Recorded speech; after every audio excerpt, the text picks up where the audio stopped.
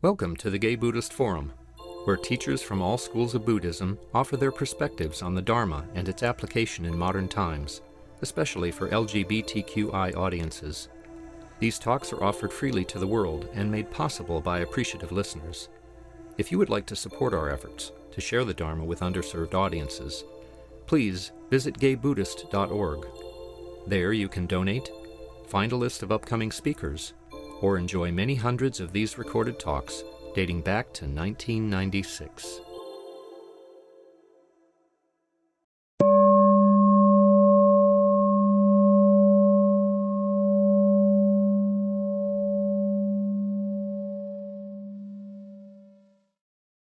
Okay, welcome back.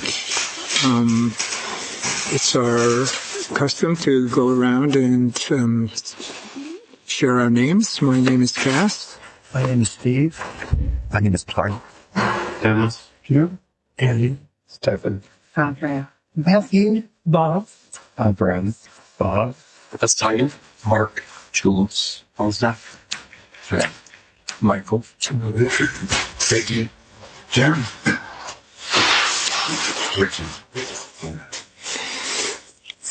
And online we have Ed, Bill, Steve, Tyler, Christian, Michael, Daniel, Steve, Don, John, Andreas, Frisco, Jim, Gaitis, and Jim. And we also have our teacher today, Sean Feit Oakes. He, him, queer, Puerto Rican, and English ancestry, living on unceded Pomo land in NorCal. Teaches Buddhism and somatic practice, focusing on the integration of meditation, trauma resolution, and social justice. He received teaching authorization from Jack Kornfield and wrote his dissertation on extraordinary states in Buddhist meditation and experimental dance. He teaches at Spirit Rock Meditation Center, East Bay Meditation Center, Insight Timer, and locally. Sean has been the teacher for our last two spring retreats at Vajrapani and will be again this year, April 15th to 19th. His website can be found at seanfeitoakes.com. So welcome, Sean. Let me just... Thank you so much. Blessings to everyone. Good to see you. Good to see familiar faces and some new to me. As I was saying to Cass, just as we broke, I'm in an odd space, but lovely. I'm up in Lake Tahoe with my family, and the power went out this morning, so I had to wander around looking for a place to teach from. So today's Dharma talk is brought to you by the fine folks at the Tahoe Gifting Co., which is a beautiful artisan gift shop up here, and they have a lovely event space. And I told them who I was teaching for, and they said that sounded absolutely wonderful, and they wanted information about the retreat, and, so there you go. The Dharma moves through the world in all sorts of ways, but it's a pleasure to be here, and I'm glad it works out so that I could come and hang out with you all. So the retreat this year, and this is, a little bit a commercial for retreat, but I'll segue into the talk. For the retreat this year, we decided to focus on Metta, or loving kindness. The practice is known as the Brahma Viharas. These are the divine abodes, or the divine states of the heart. And this was partly inspired by conversations that I had over the last couple of years at the retreat and around the organization of the retreat with our dear Jeff Lindemud, who is no longer with us as of this year. And I partly just want to dedicate, today's time, for me at least, being with you, to him and his spirit and his memory. Did so much for the GBF and was a very sweet Dharma friend for me, and who was really instrumental in helping bring me into the community here to teach. So many blessings and gratitude to Jeff for everything he offered to this group and to the Dharma in general and to the world in all of his communities. So we had conversations many times around And as we were planning the last 2 retreats and thinking into this year's, my question each year is something like, what does the community most need? There's so many ways to practice clarifying, purifying the heart, coming into the beautiful states of heart and mind, strengthening community through silent practice together and relational practices together. And we came up with this year the idea to do a Metta retreat. For those of you who may not be familiar with the retreat style of loving kindness practice, this is a style of practice where you do the loving kindness meditation instructions and giving an invitation to these beautiful states of the heart, loving kindness, compassion, empathic joy or celebration, and equanimity. And many of you will have done those meditations. On retreat, you take those instructions and you broaden them to fill the entire day. So you're moving through the whole arc of the retreat. So eating meals, walking, meditation, in between formal meditation sessions, in the dorm, brushing your teeth, walking in the woods, doing movement practice, doing the Sangha practices that we do together on retreat, painting watercolors together or going on a nature walk. All of them you do holding the thread of this loving kindness practice. And so some folks will do that by repeating loving kindness phrases, and they become like a mantra that you carry with you throughout the whole day. Others will do it in a more internally silent way, which can be a little harder throughout the mix of the day, but you're holding the intention to lead with loving kindness all the time. And this is a beautiful practice that you could take on any time in your life, and you can use, little tricks to help do this. And we need these because it interrupts the habitual patterns that our heart mind usually does. Before I enter a new space, I might pause just briefly and send loving kindness to the people I might meet inside, to everyone here. And it cuts through aversion, it cuts through bitterness, it cuts through, that sense of like, oh, I'm going into a space and maybe the people won't like me, or maybe it'll feel awkward, or maybe I'll be aversive to it, or I won't like it for whatever reason. It cuts through all of that, and it says, may all the beings in here be happy and at ease, and if you do this everywhere you go, this really begins to change, how we move through the world. So we're going to do the retreat this year in the style of a Metta retreat. And so I hope many of you will join us. It's at the beautiful Vajrapani Center down in the Redwoods. It's a gorgeous place to do retreat. So there's more information about that floating around, but I'm encouraging you to come and practice with us there. So one of the things that you may know about our friend Jeff is that besides being dedicated to his Buddhist practice and his Dharma practice here, he had a very strong connection to a lineage of practice that most of us know, particularly through Ram Dass. And this is a lineage that came through Ram Dass's teacher, who was a sadhu in North India named Neem Karoli Baba. And he would be called Maharaji, a great teacher. And Maharaji lived in northwest India, near a town called Kainchi. And Ram Dass first met Maharaji on a trip to India before he was Ram Dass. He was a psychedelics taking Harvard psychology professor. The great pathway toward the Dharma.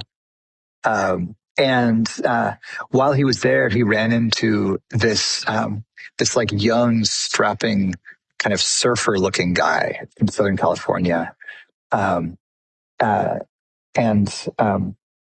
started hanging out with him. And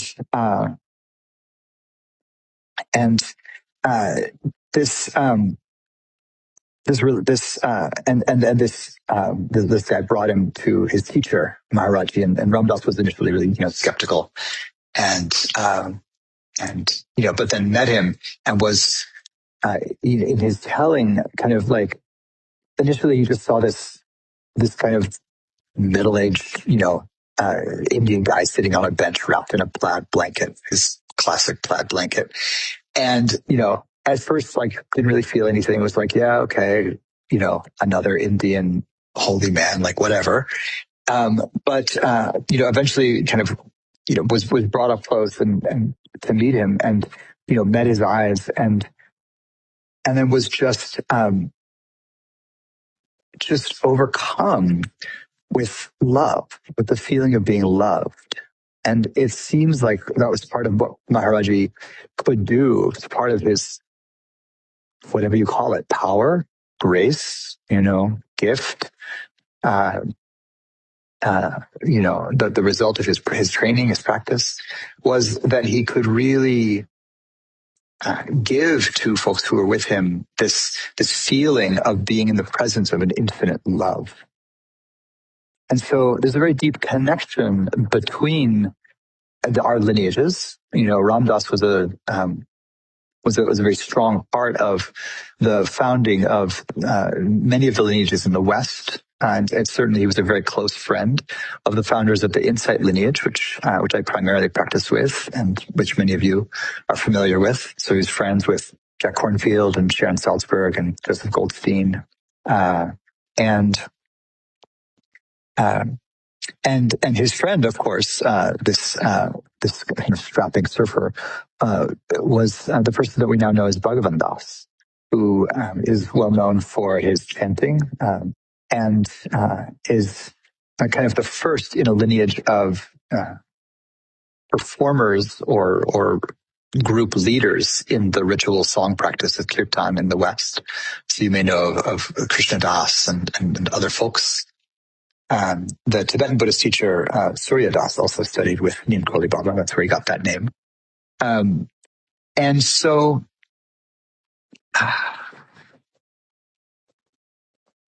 it can initially seem like a lineage coming from a Hindu devotional practice that worships the divine in the form of Sita and Rama, a prince and princess of Ayodhya.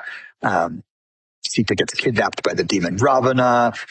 Rama has to go and rescue her, meet this kind of supernaturally powerful divine monkey named Hanuman, who is instrumental in helping rescue Sita. And then Hanuman becomes Rama's, kind of best friend / devotee / helper for the rest of his life.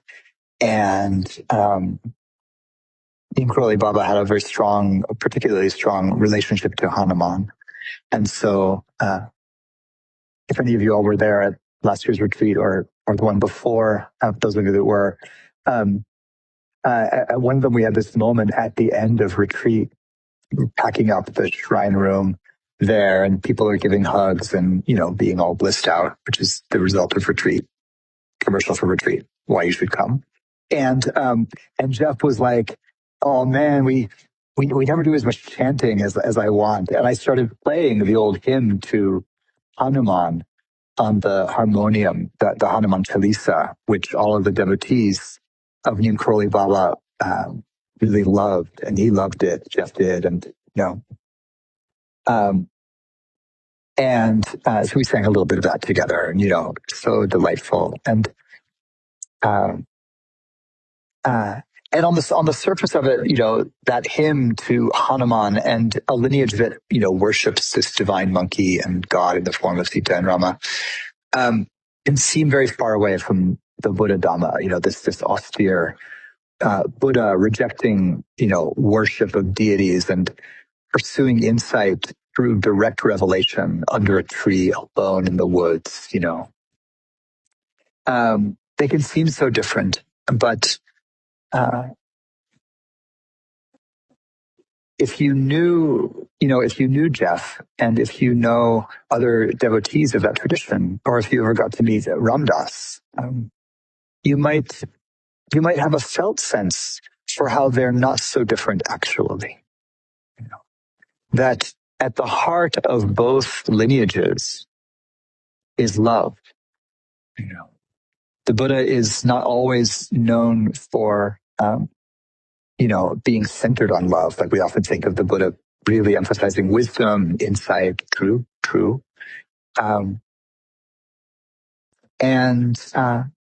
But these Brahma Viharas, these divine abodes, are absolutely central in the Buddha's teaching. And they show up again and again. And particularly for lay people, for non-monastics, they're often one of the foundational meditation practices. And for both lay people and monastics, they're one of the practices that most easily and upliftingly gives access to the extraordinary states of the heart and mind, known as jhana, the deep concentration states. The meditations on loving kindness and compassion and joy and equanimity are, for many of us, some of the most accessible doorways to a kind of consciousness or way of being, a state that cuts through the everyday neuroses, cuts through the wandering thoughts, the fantasies, the anxieties, the doubts. Not everyone finds it easy to, focus on the breath or an abstraction like emptiness or the body even, and let go of distracting thought, let go of anxious thought, and drop into an open, spacious awareness. Sometimes it's available, sometimes it's not, as you know well, I'm sure. It's true for me too. What loving kindness practice does is it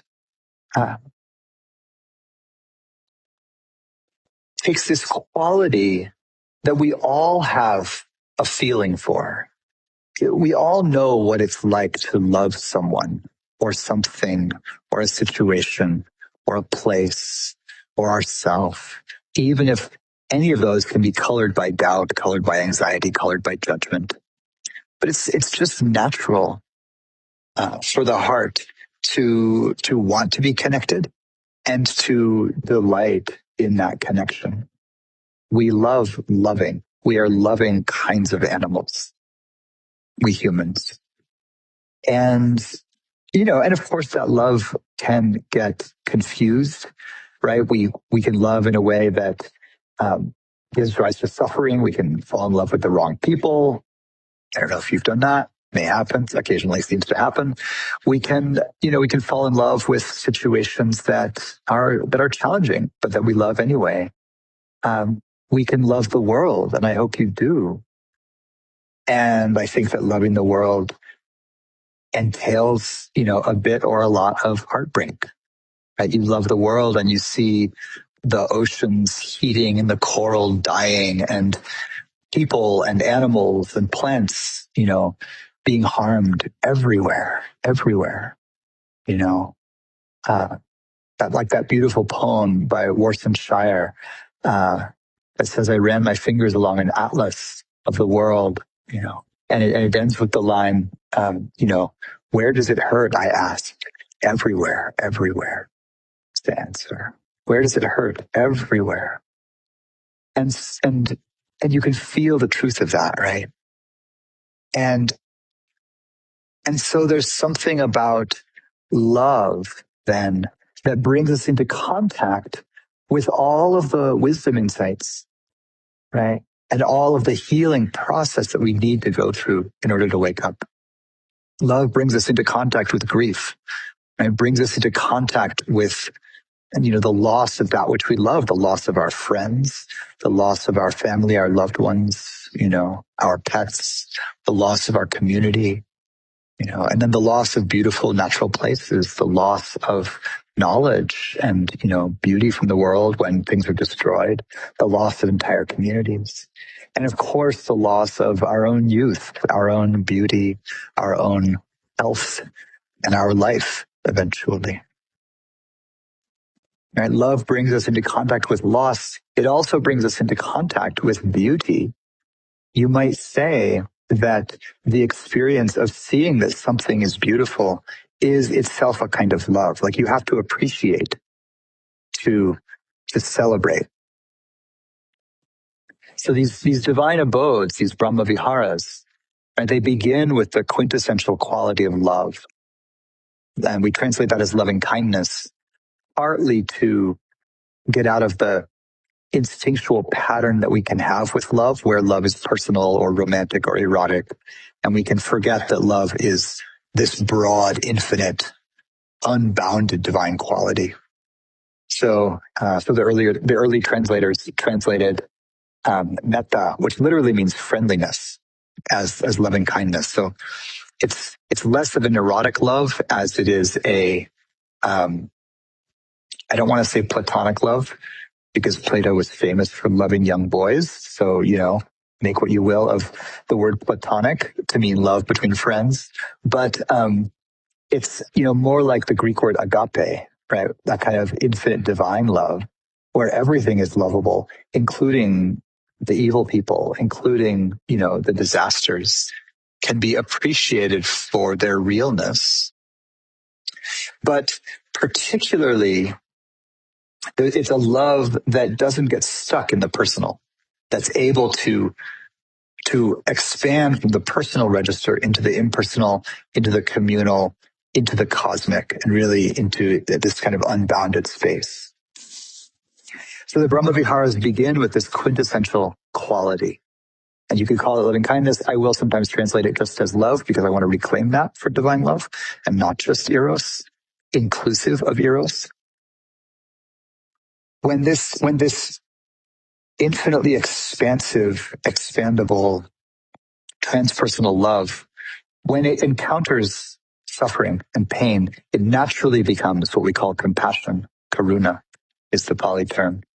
So it's not a different quality. Compassion isn't a different thing than loving kindness or love, but it's loving kindness in context. And so that same friendliness in the context of suffering feels different. Right? Just before I got on the call here, as I was figuring out where to teach from, I went and got a little breakfast pastry from a little cafe that was open here. And as I was waiting for it, like on one side of me, there were these people who were, getting their pastries before they go out skiing or something. And they were laughing and they were with their friends, their family. They were having a delightful time. And I had the feeling of like, oh, that's lovely. I hope you all have a great day out there. Like, and it was celebratory. Right. And then the door opened and I heard crying. And this kid came in and was like, I was crying and like ran over to a table and like jumped into his mom's lap. And he said through tears, that he had just, slipped on the ice and hit the concrete, which I did yesterday morning, actually walking my dog. And I totally did it on an icy walk and my wrist still hurts a little. But, I saw this kid come in and, like weeping and, I slipped on the ice and immediately my like, oh, how lovely those people, it turned into, oh, I hope you feel better soon, poor kiddo, and so it's the same quality, right? Love is love, but love in context changes its song. And so when it comes into contact with suffering, it turns into compassion. I wish well for the kid. I hope he gets the comfort and snuggles that he needs. Looked like he did. And, and then when love encounters well-being, like those folks laughing, having a good time, all that, it turns into what's called sympathetic joy or empathic joy. And so sometimes I just like the phrase celebration. So love celebrates when it encounters something beautiful, which is well-being, right?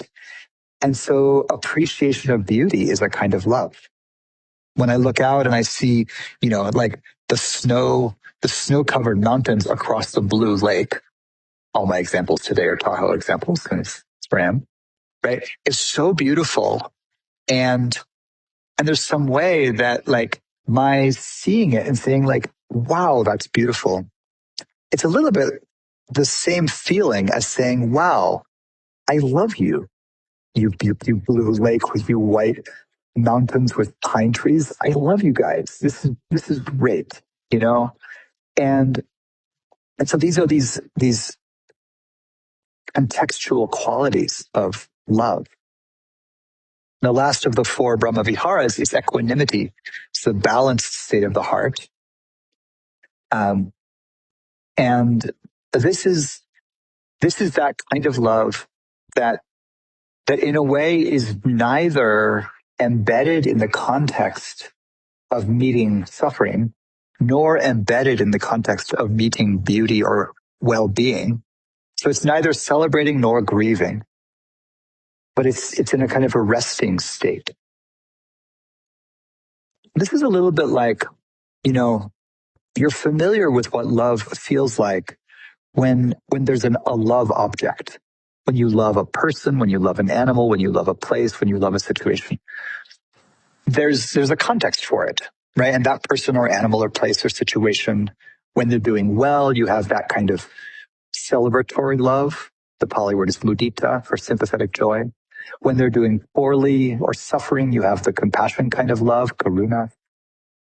When they're neither, you know, you have this kind of basic, I love you kind of love. I love this. What is this fourth option? This fourth option of equanimity is when you take out the specific object, right? You turn your gaze away from the person, animal, place, situation, whatever thing that you love. But you stay with the feeling of loving. And it becomes more like the foundation of all of your perceptions. You can just look across, you know, I'm looking out a little window here at water dripping from the eaves, and I can meet that with a kind of love. And I can feel my sore wrist from falling on the ice myself yesterday, and I can meet it with a kind of love. I don't even have to have big compassion for myself. You know, I do. But, you know, I could also just meet it with like, yep, slipped on the ice. It's what happens, you know? Equanimity is the kind of love that meets the world and it says, yeah, this is what happens, you know? And we need this kind of love in the repertoire of our heart, right? Love can't always be object dependent, because that's really the definition of grasping. If I can only really love when I have an ideal object, or at least a good enough object in front of me, you know, if I can only love when I'm with someone, I'm going to be bound by the need to be with someone in order to feel love. If I can only love when I'm with, you know, like my beautiful dog, or my beautiful partner, or, you know, my kid, or my village, or, you know, an unpolluted lake, or an unpolluted world, right? Or a functioning democracy, or whatever you love. If your love is dependent on having that thing, then that love is colored by grasping. And that means that suffering is the inevitable result, because nothing lasts, right? If my love of the Dharma is dependent on having my Dharma friends being healthy and alive, then that's a fragile love, because our friends will die. You know, they must. We must, you know. And so equanimity understands the world. Equanimity is this beautiful quality that hovers between the practice of love and the practice of wisdom. And it's really the merging of those two, right? Love beyond context, love beyond conditions. Things are going to be as they are. They always are, you know. What is the kind of love that I could move through the world with that understands how to not get caught in grasping or attachment? Or when I do get caught in grasping and attachment, because I do, sees even that with compassion, with understanding, with equanimity. Oh, look, grasping again, you know, ah, you know, grasping is like that.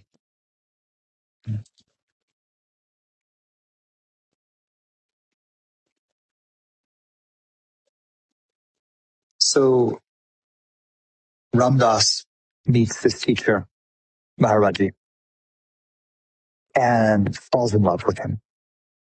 So Ramdas was gay, and all through their travels in North India, Ramdas is hanging out with Bhagavan Das, this young man who's been there for some years and, knows all the spiritual communities, knows all their chants and all that. And Ramdas, who is still Richard Alpert at that point, is bugging Bhagavan Das all the time. He's like, where are we going next? What are we doing? What's happening now? And Bhagavan Das at one point says, hush, just be here now, man. Right? And that's where the title of Ramdas's book comes from, is Bhagavan Das telling him to shut up and stop asking questions so much. And so Ramdas is learning. But of course, he's also hot for Bhagavan Das. And at some point, Bhagavan Das is like, dude, cut it out. Stop flirting with me. We're here to visit my guru. Just chill. And Ramdas really beautifully reflects on how he's learning patience. He's learning to be present. He's learning to not grasp. Apparently Bhagavan Das was quite hot at the time. He looked, young, blonde, tall. He's very tall surfer. Looked like a surfer. Maybe he was before he went to India. So bit by bit, Alpert is being confronted with his own neuroses, his own grasping. And he meets this teacher, Maharaji, and he says he just fell in love in a way that he really had no words for, no context for. It wasn't the kind of erotic love or desire, that he had been pursuing. And it wasn't anything he really recognized or knew, And this became, the basis of his entire life's practice. And that in loving Maharaji, there came to be this kind of wisdom where he knew that no matter what was happening, you could always turn toward love. You could always turn toward this kind of beautiful divine love that was manifested by this strange teacher, And when my partner and I visited North India many, many years ago, we also have a connection to this lineage, which is partly why I could sing the Hanuman Chalisa with Jeff and cheer his devotee heart at the end of our Vipassana retreat.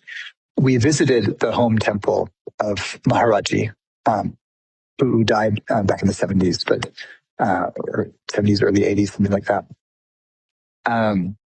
His successor is this beautiful elderly woman named Siddhi Ma.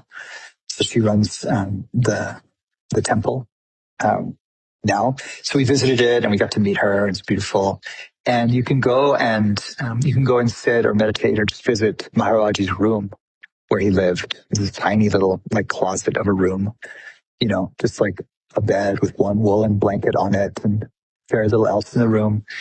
But you could just go in there. They just keep it clean and you can sit. And we did. And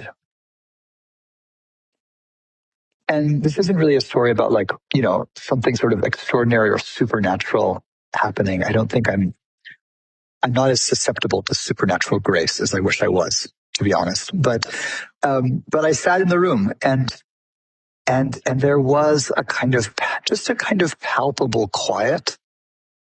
And I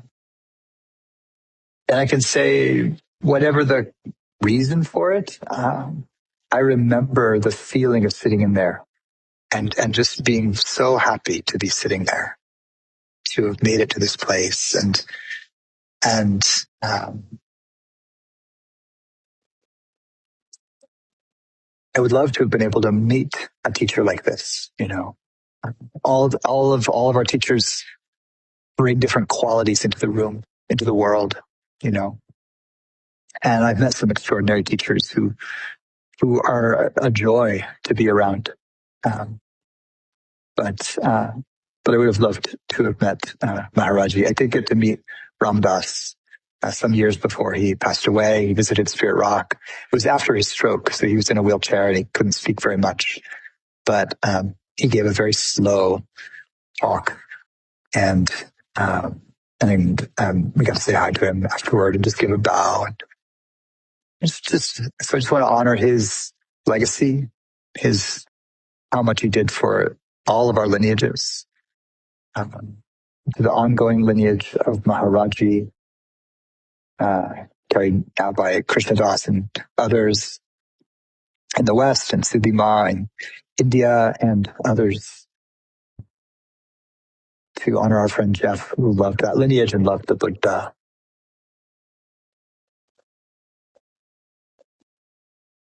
So maybe I'll end. We'll have some good time for questions and discussion, and we'll see where we go.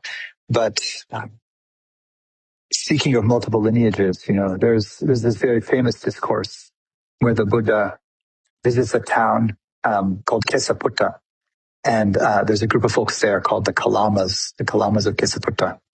And apparently Kesaputta was like a crossroads town, and spiritual teachers came through all the time, and they all had different ideas about what was true, and what was good practice. And then maybe that's a little bit like what we're talking about today. There's these different lineages. And I've had these doubts in my own practice. I'm like, should I spend a lot of time meditating in silence on the name of the Buddha or doing vipassana? Or should I just, repeat the mantra to Hanuman and pray for this like divine monkey god to help relieve my suffering? And this can be confusing if you're not sure what to practice. And, the GBF is kind of a crossroads sangha where lots of teachers come through and they give their various teachings. And, you would be forgiven for having doubt at some point. And this is what the Kalamas of Kesaputta have. They say to the Buddha, look, so many teachers come through here. And pretty much they all say, my way is right. Everybody else's way is wrong. Here's how you should practice. Here's how you should not practice. And they said to the Buddha, how do we know? How do we assess what's good practice to do? And he says, Kalamas, you're asking a good question. And he says, don't believe something just because someone says it's true. Don't believe a teacher because they have, spiritual authority, they have lineage. Don't believe somebody because, they are highborn or they're a Brahmin or they come highly recommended from your friends or, all of this whole nice skeptical list of like, be discerning. And he includes himself. He said, don't believe me just because people say I'm the enlightened one. Like, yeah, sure. He said, but if you take a practice and you do it wholeheartedly, like really try it on, and if that practice bears fruit, and if it bears real fruit, if it really liberates the heart, then you'll know through direct experience that practice can be trusted. And that's all you can do, really. You have to know it for yourself. And he says, so then what should you do? How should you practice? And what he gives them is this practice that is not specific to the Buddha. He doesn't say, here's my special practice. It's the Four Noble Truths, which in the text is called the teaching specific to the Buddhas. He doesn't give them that. He says, so try this. Extend the heart of loving kindness in all directions, to all beings, infinitely, without hostility and without ill will. Extend the heart of compassion, extend the heart of celebration, extend the heart of equanimity in all directions. He gives them the 4 Brahma Viharas, which are also taught in other traditions, right? Those of you who are familiar with the yoga tradition know that it shows up in the Yoga Sutra, right? Which was written almost 1,000 years later. These are commonly known beautiful states of the heart. So the Buddha says, try this out. Try these practices on. Do the loving kindness practice. And then when it bears fruit for you, then you will know these are good practices that you can take on. And so, as we live in a kind of crossroads city, an area, world maybe, with the internet now, if you ever doubt, like, how should I practice? What should I do? There's so many different ways. Should I worship Hanuman? Should I go non-dual? Should I do more vipassana? You can know that the practice of love crosses all boundaries. And of course, the practice of love itself transcends boundaries. That's its nature. It's the nature of the metta practice. And that the practice is not meant to be, a thing that you have to do for 50 years and then maybe it'll work out for you. It is a practice that is meant to bear fruit that you can notice pretty quickly, right? So that you can know that it's a good thing to do. And so here's the core practice to finish the talk here. You turn on in the heart the quality of love. And there's lots of ways to do this, but you can just let yourself turn toward that part of you that knows how to love, that knows what love is. You turn on that quality, and then you just let that quality lead. And in meditation, maybe you let that quality expand. You really focus on it. You drop into it. Let it fill the body. Let the breath move it. Let it expand out in all directions. But in your ordinary life, you just let that quality lead. And so to close, wherever you are, whether you're in the temple or at home or wherever, take a moment here to just feel whatever access you have to whatever you call love. Just for a moment here, all together.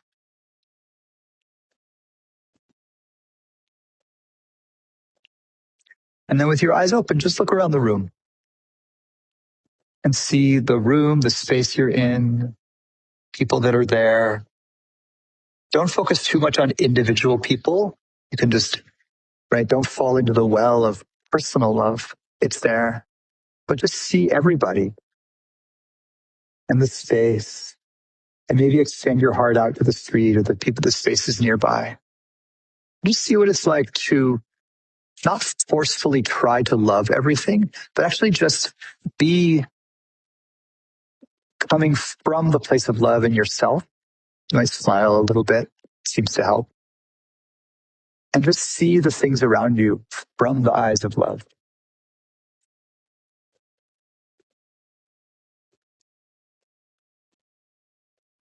And then if you notice anything good about that, just notice that.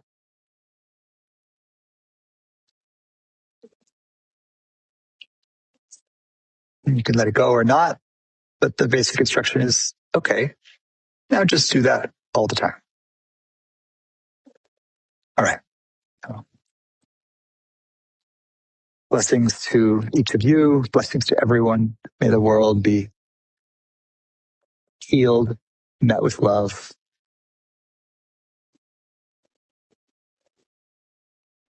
It's the only thing that there's just too little of. So thank you so much. Good to be with you. We have time now for some questions from the room, from folks online.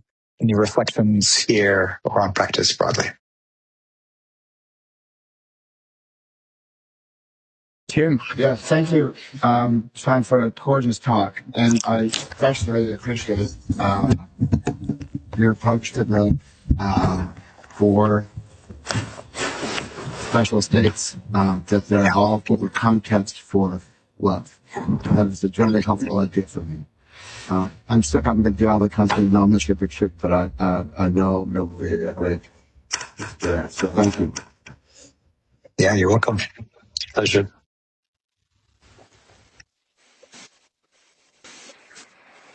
Well, I have a question.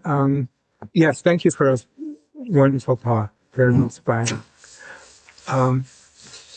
So we send love like metta out into the world, and we start with ourselves and move out. And maybe when we get to difficult people, we're hoping the universe is not listening, maybe. Right. So, but it's, the impact is on us and the way we influence the world around us. But in your view, is there an effect of, the love, the metta that we send out, does it have an effect beyond the immediate vicinity? Absolutely. Absolutely. I think so, but not in the way that we want it to. Not in a direct material way. If it were possible, the Buddha said, to liberate other people through the force of our own mind, that would be great, but you can't do it. Right. So, everyone has to liberate themselves. The thing I think that happens is that, first, just a bit about difficult people, of whom there are many, right? This is partly coming from the kind of somatic trauma world, but also from the Buddha's teachings on karma. I essentially think of all evil as a symptom of trauma, right? Hurt people, as they say. The evil people, if you know them or you know anything about them, you can feel their suffering. You can feel their trauma leading.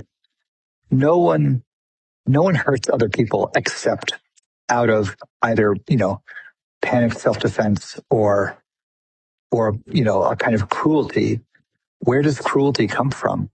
Right? No baby is intrinsically cruel to another human. Cruelty is learned, and it's partly learned through harm, through trauma, And so I love doing difficult people practice. I love sending metta to difficult presidents, difficult family members, challenging autocrats, storybook villains. My kid is reading Harry Potter right now, and he's in book 6, which is the one where they learn like Lord Voldemort's backstory and how he's an impoverished orphan and everybody bullies him. And this is a little bit standard in some genres of fantasy literature right now, that Darth Vader's only evil because he didn't get the girl he wanted, or Voldemort's only evil because people bullied him. And, I think it's a little facile, but it enables us to have conversations with our kid that's like, doesn't that seem painful? Like your heart might get closed also if you were treated so badly. And he could be like, yeah. And so, I'm happy sending metta to the Lord Voldemorts of the world. Whether that metta has a magical effect, magical meaning immaterial, essentially, effect on them, I'm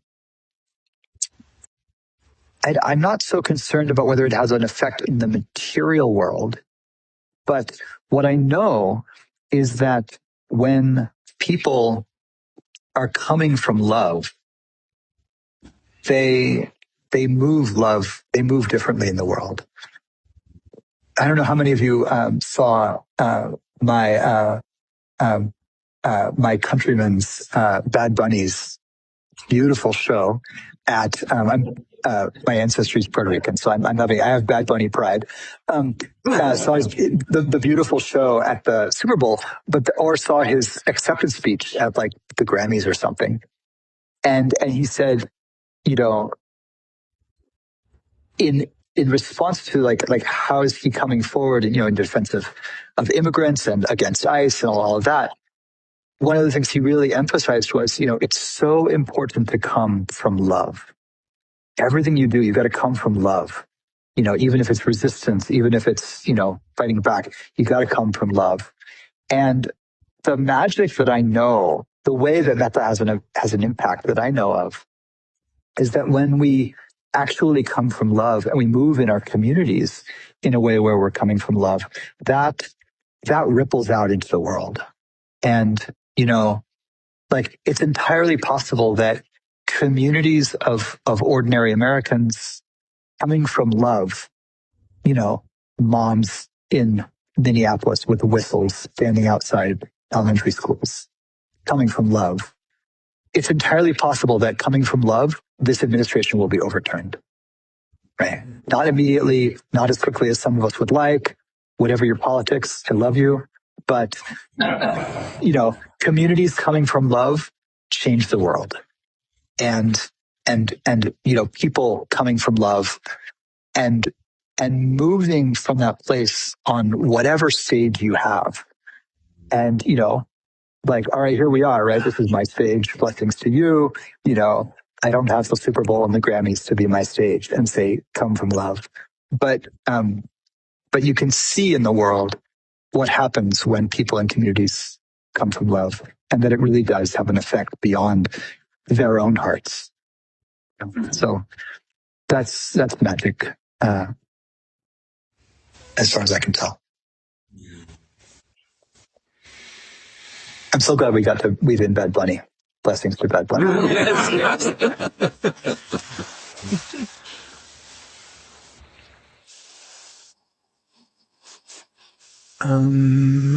Okay, if there's no more questions, then I guess it's time for announcements. Before we group gather for our dedication merit. So do we have a host today? We do. Okay. 3 things.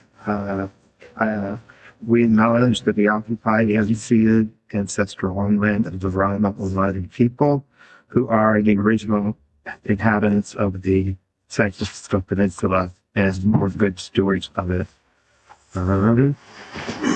Secondly, please stay and enjoy the company of the Sangha. There are refreshments and hot water for tea. If you use a cup, please wash it with soapy water and put it in the rack, or I can wash it afterwards. I'll go around with the Dana bowl to accept contributions to cover our expenses. We appreciate your generosity, and donation is in the range of $10 to $20. That helps us give the honor to our Dharma speakers. We're at the center. And again, the monthly dinners that we started up at largely for youth services and our quarterly newsletter, which is mailed mostly to people in prison.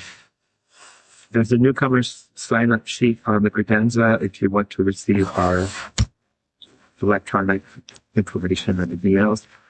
Some people go to lunch after the meeting. Everybody's welcome. And if you do that, you can meet at the door around 12:30.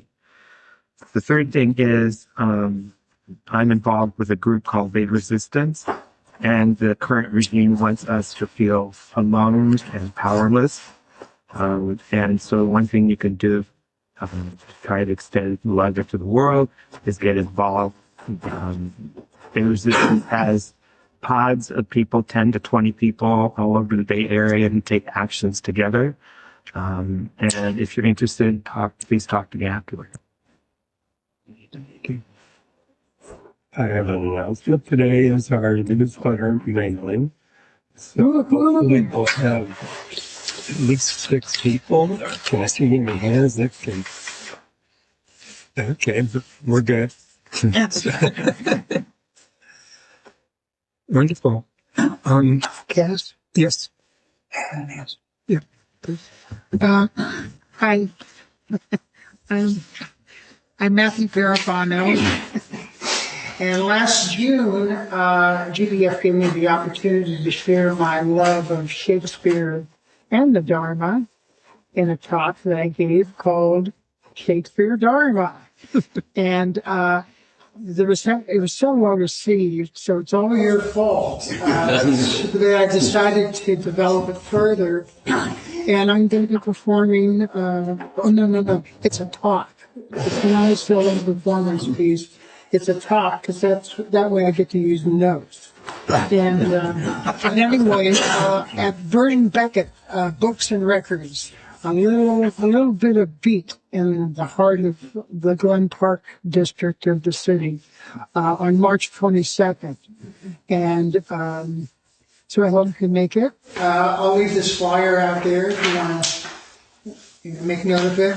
And then also I'm going to be returning Memorial Day weekend, Sunday Memorial Day weekend for Shakespeare Dharma Part 2, which is more crafted specifically for GBF. I think I'm going to call it The Bride in Shakespeare Dharma. But anyway, I think... Wonderful. I guess I have an announcement. Jeff will be in the state sale this afternoon at Jeff's home in Oakland. It's 3016 Kansas Street in Oakland. It'll be all afternoon today. His members of his family are in town to dispose of his belongings. So really, Jeff, spent a lifetime accumulating beautiful and spiritual objects. So if you have any interest, head over to 3016 Kansas Street in Oakland. There's some flyers out on the table outside. Any other announcements?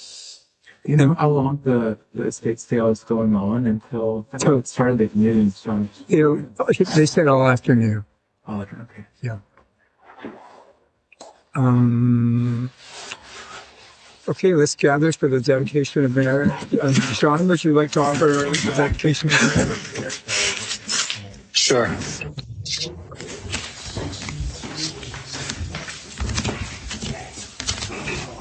So we come together in circle, in the space, in virtual space, and beyond, all across the land, with gratitude in our hearts for the Dhamma, for community, for all of the good karma, the good forces that bring us together. And we offer the blessings, the merit, the well-being that does radiate out of this gathering, folks coming from the heart, acting from the heart, speaking from the heart. We send these blessings and the power of this practice from our hearts out in all directions to bless all beings. May all beings everywhere be at ease, safe from harm, strong in body and mind, and living in the deep peace of well-being. So much for being together. Thank you, Sean. Thank you so much. Good to see you all. Blessings to everybody. I think I will see you in person in a month, which is great. A month from now, I guess. Yeah, like late March. Great. Yeah, the 29th. And it looks like I'll be able to be at Bartlett Street with you, which is a joy. Fabulous. And I really look forward to being in person at the retreat. Oh, so much. We'll have a great time. Thank you for listening to the Gay Buddhist Forum. If you would like to hear several new talks per month and be notified of upcoming speakers so you can participate live, please subscribe to this podcast, like us on Facebook, and join our mailing list by visiting gaybuddhist.org.